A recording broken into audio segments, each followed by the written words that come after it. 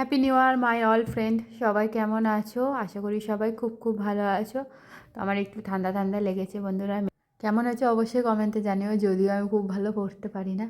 তো এটা হচ্ছে আমার নতুন বছরের চুড়িদার বন্ধুরা। তো পুরোটা আমি তোমাদের দেখাচ্ছি। তো দেখো, সব ম্যাচ করেছি, শুধু মোজাটা পিঙ্ক কালার পাইনি। মোজাটা পিঙ্ক কালার হলে ফুল পিঙ্ক বুড়ি হয়ে যেতাম আমি। তো অনেক সুন্দর, জানো না বন্ধুরা, চুড়িদারটা সবাই বলছিল ভীষণ ভালো লাগছে।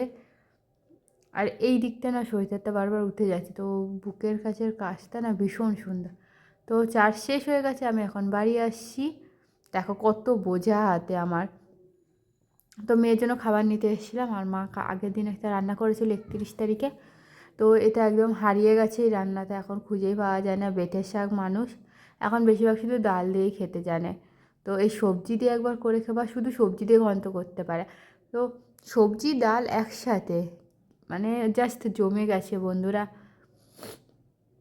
যেহেতু 1 তারিখ আমাদের রান্নাবান্না ছিল না, 1 তারিখ আমাদের চার্চে খাওয়া ছিল। তো চার্চে আমরা ফ্রাইড রাইস আর চিকেন কষা খেয়েছি, আর সাথে ভেজ ডাল ছিল।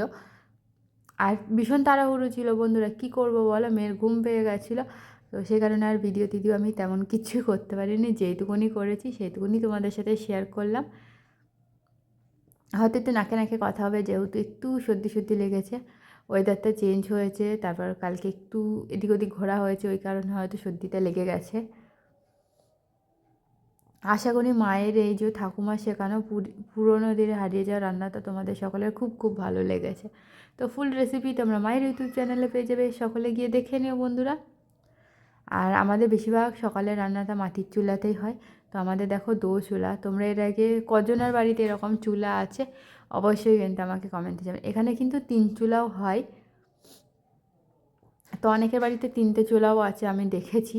তো মায়ের কাছেও শুনেছি, আমি মানে ভিডিওতে দেখেছি, কিন্তু নিজের চোখে সামনাসামনি কখনোই দেখিনি।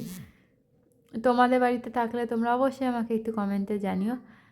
অসাধারণ হয়েছিল বন্ধুরা রান্নাটা। আর এটা কিন্তু রুটি, ভাত, পরোটা সমস্ত কিছু, এমনি একটু বেতের শাক কিন্তু রুটি দিয়ে, গরম গরম রুটি দিয়ে খেতে ভীষণ ভালো লাগে। তো আজকের মতো ভিডিওটা এতদূর পর্যন্ত। সবার দিনটা খুব ভালো কাটুক, সুস্থ থাকো, ভালো থাকো। আগামীকাল দেখা হবে আবারও নতুন ভিডিওতে। আর অবশ্যই কিন্তু কমেন্টে জানাবে যে রেসিপিটা তোমাদের কেমন লেগেছে মায়ের। আর মা সকালবেলা বেশিরভাগ উনুন পাড়েই চলে আসে রান্নাটা করতে, এতে সুবিধা হয়। তো আজকে আমার পাশে রুটি করা হয়ে গেছে, তারপরে মা ওদিকে হচ্ছে কিনা তরকারি বসিয়ে দিয়েছে। আর ঘরে সমস্ত কাজ করেছি, পুষ্কুসোনা ঘুমাচ্ছে, এই কারণে আমরা চলে আসতে পারছি, না হলে আসতে পারি না। আর একটু লাস্টে ঘি দিয়ে দেবে, জাস্ট জমে যাবে। আর একটু বেশি করে যারা ঝাল খেতে ভালোবাসে তারা একটু বেশি করে কাঁচা লঙ্কা দেবে, ধনেপাতা দেবে, খুব ভালো লাগবে খেতে। জানি আমার গলার আওয়াজটা আজকে তোমাদের ভালো লাগবে না, কি করব বলো বন্ধুরা, লেগে গেছে একটু ঠান্ডা।